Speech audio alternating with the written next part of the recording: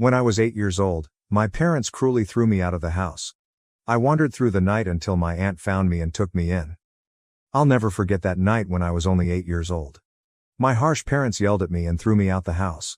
When I attempted to force my way back in, my mother burst in wrath and hit me so hard that I staggered and fell onto the road. But what my father did next was even more shocking, something I could not have predicted. Hello, my name is Mia Anderson and I'm 23 years old. But the story does not begin today. It began 15 years ago, when I was only 8 years old. That night, I learned that not all parents love their children equally. That night, I lost my family. I grew up in Seattle, Washington, in a house that resembled a museum rather than a home. Everything was shiny, expensive, and flawless, except for me. My parents, Jonathan and Catherine Anderson, were well-known attorneys for their discipline, brilliance, and accomplishment. In their world, there was no place for weakness, failure, or mistakes. They expected excellence in everything, particularly from their children. My younger brother, Adam, was their pride and pleasure. Adam was everything they wanted: brilliant, engaging, and naturally talented. Whenever he accomplished something, our parents showered him with love, praise, and attention. He was the golden child. And me? I was merely the additional one. They weren't sure what to do with the mistake. No matter how hard I worked, I was never good enough. If I received a B on an exam, my parents would stare at me as if I had personally embarrassed them. If Adam received an A, they would celebrate. If I needed help with my homework, they told me to do it myself. If Adam required assistance, they engaged the best tutor money could buy. They acted as if he deserved success while I deserved nothing. I spent my childhood chasing their approval, convinced that if I worked hard enough, if I tried my hardest, they would eventually notice me. Finally, they loved me in the same manner that they loved Adam. But nothing I accomplished was ever satisfactory. When I succeeded, I was invisible.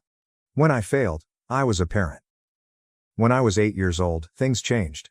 It was the night I realized that no amount of effort could make them adore me. That night, they made a decision. The night they decided I didn't fit into their beautiful family. On a frigid evening, my life as I knew it came crumbling down. I had just gotten back from school, my backpack dragging heavily on my shoulders. But the weight in my chest was far heavier. That day, I took an important arithmetic test. I'd spent endless evenings studying, going over my notes over and again, thinking that this time I'd make my parents proud. Despite my best efforts, I only received a C+ in the end. I understood what that meant. As soon as I went inside the house, I could hear their voices in the living room, loud, piercing, and disappointed. My hands gripped around my test paper while I remained frozen in place, listening. "She's an embarrassment," my mother said sharply, each word piercing the air like a knife. "We have given her everything, every opportunity, and she still fails us." My father's voice followed, colder than before.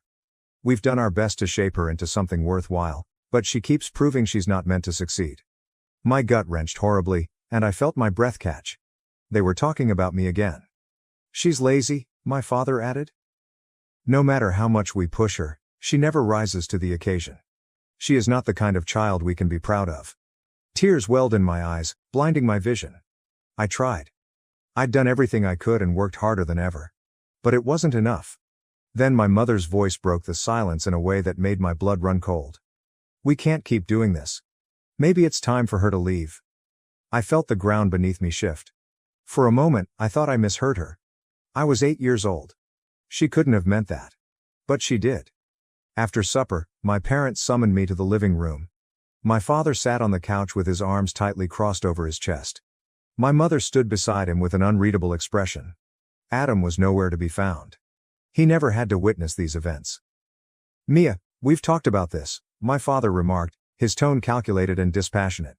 "You aren't meeting our expectations, and quite frankly, we're tired of trying." A shiver went down my spine. "Trying what?" My voice was barely audible, a murmur of bewilderment.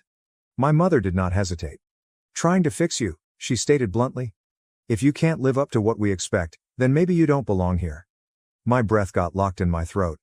My hands trembled by my sides. Where would I go?" I said, barely above a whisper. My father sighed, unfazed by my apprehension. "Figure it out," he said. Something within me shattered. Panic clutched at my chest. "Please," I implored, my voice faltering as tears ran down my cheeks. "I'll do better. I'll work harder. Just don't send me away." I walked closer, reaching for my mother's hand, hoping for some trace of warmth or hesitancy. Instead, she punched me. It happened so quickly that I barely had time to respond. Her punch hit my cheek, sending a ripple of anguish through my skull. My head snapped to the side, and I staggered, almost dropping to the ground. For a brief moment, the entire globe went silent. My heart hammered in my ears. My skin burned where she had smacked me, and the sting went deep into my bones. I held my cheek and trembled as I felt the painful, swollen skin. I gazed up at her, tears in my eyes, grief and betrayal etched over my face. But my mother did not even flinch.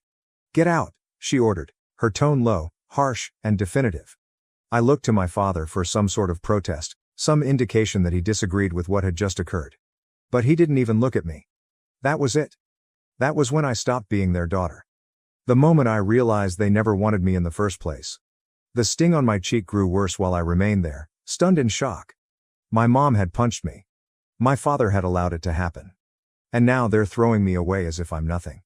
Tears obscured my vision, but I refused to cry in front of them. Crying would not change anything. Begging would not make them adore me. They had made a decision.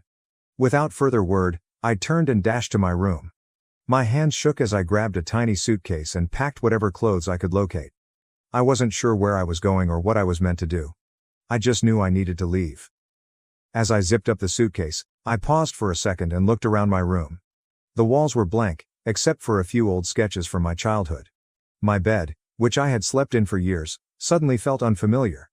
This house has never truly felt like home. But now I realize, it never will. With my heart thumping, I grabbed the strap of my backpack and headed toward the front door.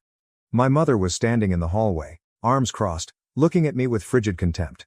My father was in his normal chair, thumbing through a newspaper as if nothing had happened. Adam was still missing. I swallowed the lump in my throat.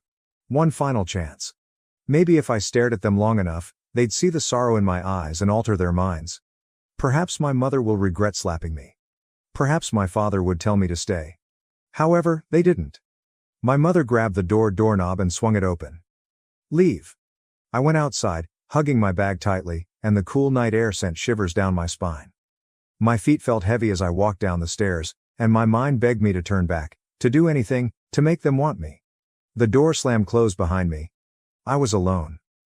As I walked through the streets of Seattle, a sense of dread sank in my chest. The street lights flickered above me, sending sweeping shadows across the pavement. The sound of distant traffic, laughter from surrounding homes, and the odd barking of a dog all added to my sense of solitude. I wasn't sure where to go. I did not have a plan. I only had the clothing on my back, a swollen cheek, and a heart that seemed torn into pieces. Hours passed as I wandered aimlessly, fatigue settling into my bones. The chilly wind clawed at my skin, and the hunger in my stomach served as a harsh reminder that I hadn't eaten since dinner. I wanted to collapse on the sidewalk and give up, letting the world take me whole. Then I heard a familiar voice. I stood in the dark light of a street lamp, arms wrapped around myself in a desperate attempt to stay warm. My feet ached from walking, my stomach twisted from hunger, and the sting of my mother's hit lingered on my cheek. I felt entirely lost. The streets of Seattle stretched out before me, foreign and unwelcoming. I had nowhere to go and no idea what to do next. My parents, no, they weren't my parents anymore, had made it clear that I was no longer a part of their lives. The realization brought another flood of hopelessness smashing over me. And then, in the depths of my sorrow, I heard a voice. "Mia." I froze. My breath caught. The voice was warm, familiar, and filled with concern. I turned back, my heart thumping, and noticed a woman standing a few steps away. It was Mary. My aunt. For a minute, I was unable to move. I wasn't sure if I was hallucinating or if my fatigued mind was pulling a nasty joke on me. But as she got closer, her eyes scanned my face, taking in my injured cheek and the bag hanging over my shoulder, I realized this was true. "Oh my God, Mia? What are you doing out here?" she inquired, her voice filled with concern. I opened my lips to respond, but the words would not come. How could I describe what had just occurred? How could I tell her my mother had punched me? That my father had witnessed it and said nothing? That they'd discarded me like garbage? Mary must have noticed the agony in my eyes because, before I could even speak, she rushed up and hugged me. It was the first proper hug I had received in years. The warmth of her hug stirred something deep within me. I'd been fighting back my tears, refusing to cry, refusing to show my parents how deeply they had hurt me. But as Mary's arms wrapped around me, I shattered. A sob slipped from my lips. Then another. Before I knew it, I was crying furiously into her shoulder. She said nothing. She just held me while I cried and fell apart. When I finally pulled away, my breath caught. She tenderly caressed my face, her fingertips stroking against my injured cheek. Her eyes darkened with rage. "Did someone hurt you?" she said, her tone stern. I paused, but I could not lie. "It was my mom," I said quietly. "She hit me. And then they told me to leave." Mary inhaled quickly, her jaw clenching. For a minute, she appeared to want to march right to their house and give them a piece of her mind. Instead, she took a long breath and gently exhaled, as if forcing herself to remain calm. "Come with me," she urged, her tone softer now. "You're safe now, Mia. I promise."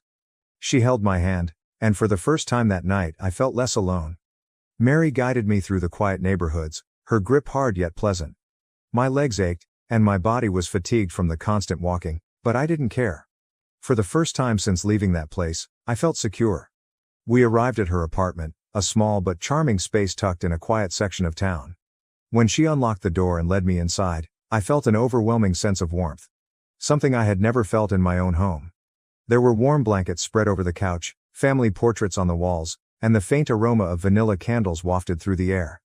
"Sit down, sweetheart," Mary urged gently, directing me to the kitchen table. "You look exhausted." I obeyed, my body too exhausted to argue. I watched her walk about the kitchen, preparing a bowl of soup and pouring me a drink of water. She did not ask me 100 questions. She did not demand explanations. She simply took care of me. As she placed the bowl in front of me, I paused. My mother had never done this. Not while I was unwell. Not while I was upset. Not ever. "Eat," she spoke quietly. "And then we'll talk." My first sip of soup warmed me from the inside out. I didn't realize how hungry I was until I started eating and finished the entire bowl in minutes. Mary sat across from me, studying me intently. "Now," she replied, folding her hands together. "Tell me everything." I gulped hard, my gaze sliding to the table. Where do I even start? "They never wanted me," I finally admitted, my voice lifeless. "No matter what I did, it was never enough. Adam was their favorite. I was just there. A failure. A disappointment." Mary's face clouded, but she did not interrupt. "I got a C+ on a math test today," I explained. "And that was the final straw. They said I wasn't worth the effort anymore. My mom." My fingers brushed over my injured cheek, the recollection still fresh. "She hit me. Then they told me to leave." An uneasy quiet enveloped the room. When I finally looked up, Mary's face was furious. "I always knew your parents were cruel," she continued, her voice trembling. "But this is unforgivable." Tears welled up again in my eyes. But this time, I wasn't simply sad. I was also angry. How could they have done this to me? How could they sleep comfortably if they had abandoned their own daughter? Mary stretched across the table and squeezed my hand. "Listen to me, Mia. You're not a failure. You're not worthless. You are smart and strong, and you didn't deserve any of this." A lump developed in my throat. I'd spent my entire life trying to prove myself to my parents, but as I sat in Mary's warm, comfortable kitchen, I came to a realization. I did not have to prove anything to them. They'd made their choice. And now I'll make mine. I was not going back. That night, for the first time in a long time, I slept soundly. There were no quiet arguments outside my door. There is no overpowering sense of failure pushing down on my chest. Mary's corridor light cast a nice glow into the guest room, and a blanket pulled over me provided warmth. For the first time in my life, I was not simply surviving. I felt safe. Mary served me scrambled eggs and toast for breakfast the next morning. It was unusual to have someone care about me unconditionally, without expecting perfection in exchange. As I ate, she sat across from me, drinking her coffee. "You can stay here for as long as you need," she stated simply, as if it wasn't a question. I hesitated, a tinge of doubt seeping in. "I don't want to be a burden," I muttered.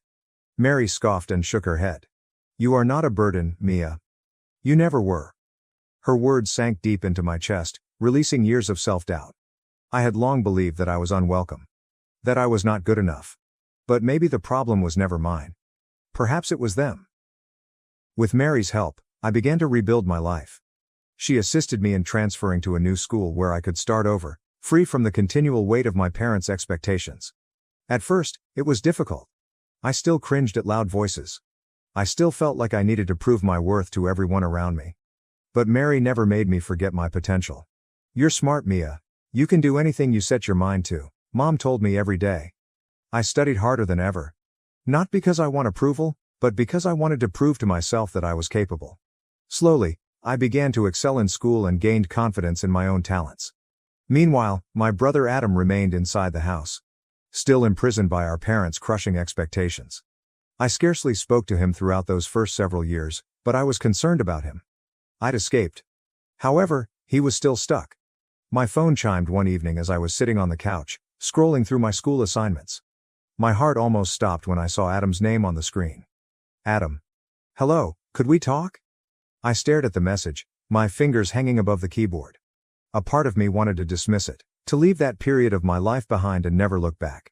But another part of me, the one that still cared despite everything, understood Adam was contacting me for a reason. I took a deep breath. "Mia, what is going on?" Little did I realize the text would signal the beginning of something I never expected, a shift that would alter everything. Adam's letter sat on my screen, shimmering in the softly lighted room. For a time, I paused. Why now? He had never reached out to me before, not when I was fighting to meet our parents' unrealistic expectations, not when I was kicked out, and not in the years following. But something told me this wasn't a regular text. I responded fast. "Yes, we can discuss. What's happening?" His reply came almost immediately.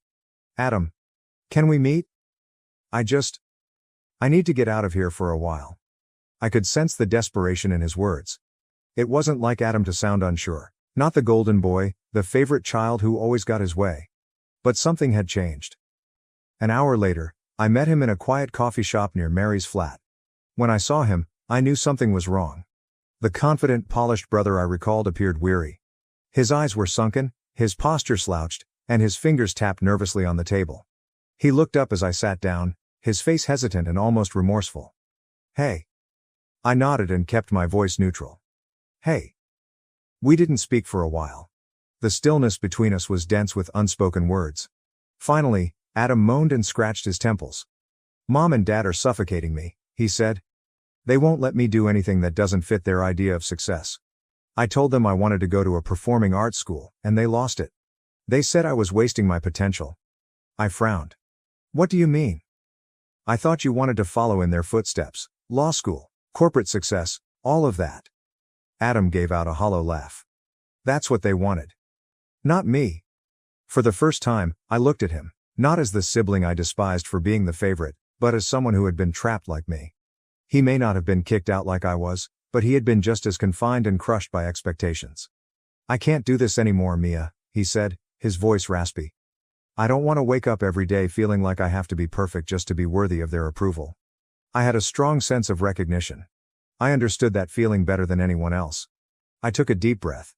Then I stopped hesitating. Adam looked up at me, bewilderment in his tired eyes. "You don't owe them your life," I stated firmly. "If you don't want the life they're forcing on you, then leave. Start over.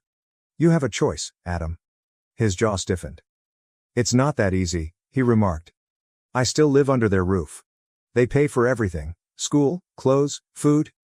If I leave, I have nothing." I slumped back in my chair, contemplating his comments. He was not mistaken. It was simpler for me because Mary had taken me in and given me another chance. Adam had no one else but me. I met his gaze. "Then come stay with me." He blinked, taken aback. "What?" "I mean it," I said. "If you really want out, then leave. I'll help you figure things out, the same way Mary helped me. You don't have to do this alone." Adam swallowed hard, his hands curling into fists against the table. For a little while, he said nothing. Then he nodded. "Okay." And just like that, everything changed. For years, I assumed Adam was the lucky one, the one they cherished and desired. But now I knew he had been stuck in the same way that I was. The difference was that I'd already broken free. Now it was his time.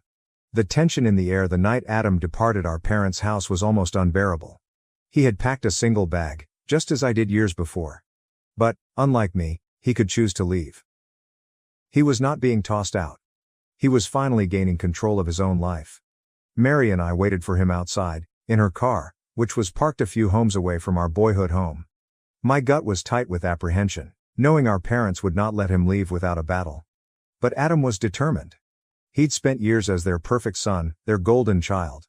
And now, for the first time, he was selecting himself. The front door opened 15 minutes later, and Adam stepped out onto the porch. Mom and Dad were just behind him. Even from a distance, I could see the rage in their faces. Mary tightened her grip on the steering wheel. "Are you sure he's ready for this?" she wondered. I breathed slowly. "He has to be." Adam strode down the stairs, his motions rigid and strained. My father stood at the doorway, arms crossed, face twisted with barely restrained rage. "If you leave now, you will not come back," my father cautioned. Adam paused. I could practically feel his internal struggle, years of training, years of being the preferred son, the one they shaped to their liking. Leaving meant losing up all of that. But then he took another stride forwards. "Then I won't come back." My mother gave a bitter laugh. "You're making a mistake, Adam. You're nothing without us." I felt my nails drive into my palms as she said. I'd heard those identical lines before, words designed to rob us of our confidence and make us believe we were powerless without them. Adam, however, did not shy away. He returned to them for one last time. "No, Mom, I was nothing with you." And with that, he walked towards us. Mary accelerated as soon as he got inside the car, pushing away from the curb. I turned to face Adam, expecting him to display some expression of contrition.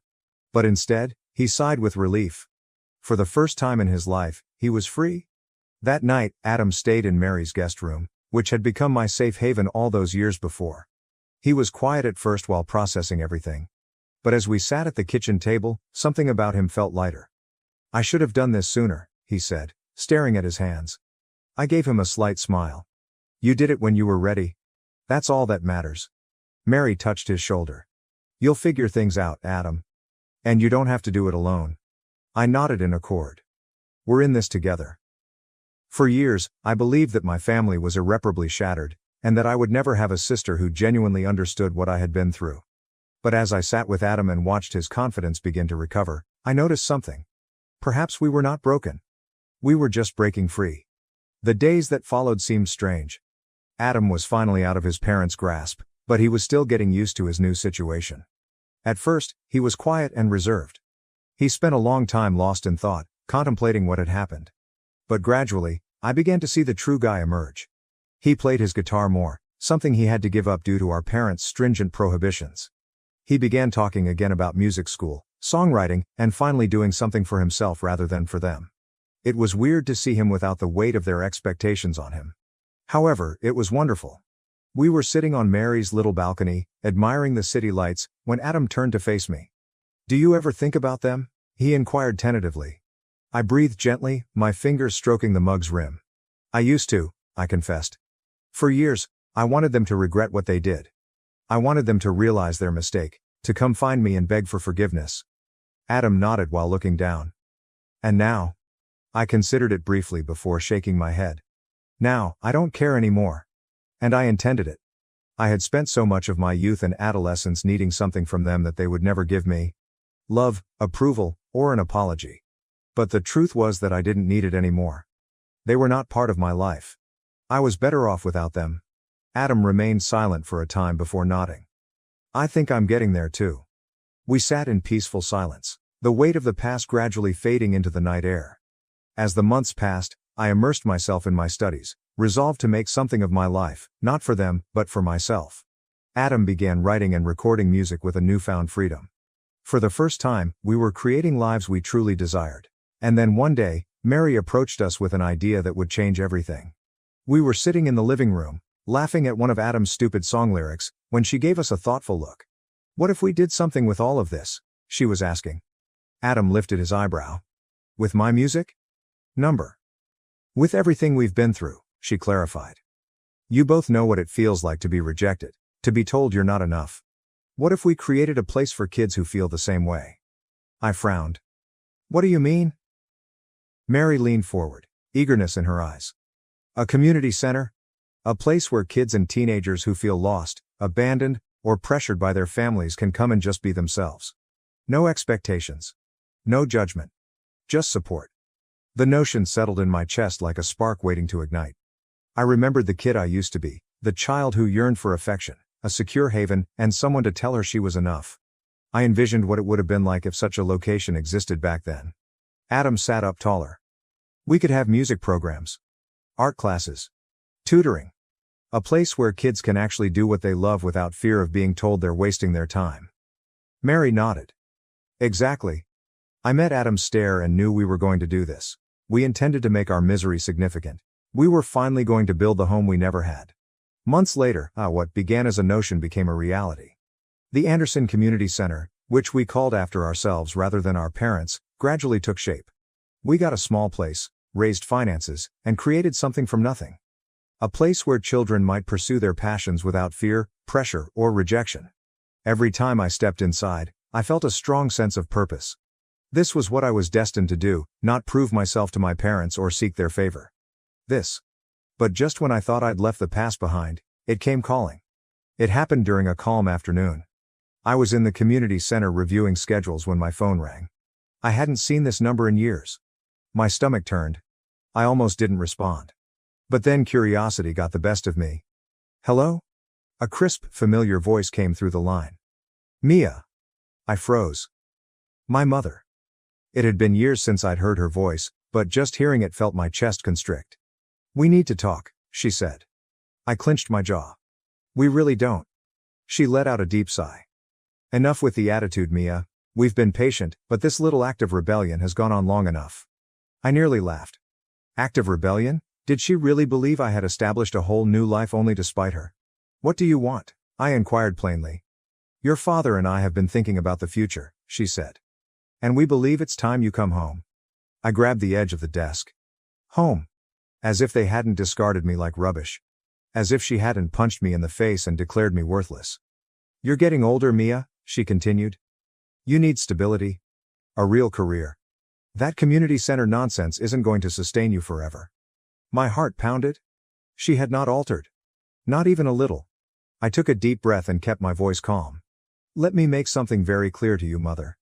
You are not my family. You stopped being my family the day you hit me and threw me out into the streets. Her stillness at the other end was deafening. I persisted, my voice resolute. I used to dream about this moment. About you realizing you were wrong.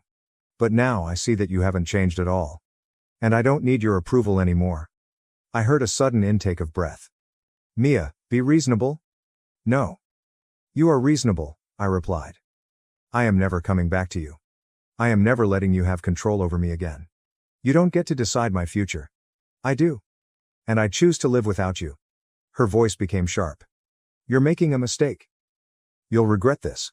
I grinned, but she couldn't see it. I regret ever wanting your love in the first place. With that, I hung up. That was the moment I realized I was free. On the day of the community center's grand opening, I stood with Mary and Adam, admiring the space we had created together. A place for youngsters like us, who have been rejected, abandoned, or made to feel inadequate. Adam strummed his guitar with a slight smile on his face. Mom and Dad would hate this, he reflected. I laughed. Good. Mary wrapped her arms around both of us. You two have done something incredible. I hope you know that. I gazed around at the children passing through the doors, kids who would never have to feel as alone as we did. I didn't need my parents' love. I did not need their approval. I had something better. A family selected me. A life I created on my own terms. And for the first time in my life, I was exactly where I was supposed to be. Thank you for watching. If you haven't subscribed yet, please do so and hit the notification bell to stay updated with more shocking real-life stories happening around you.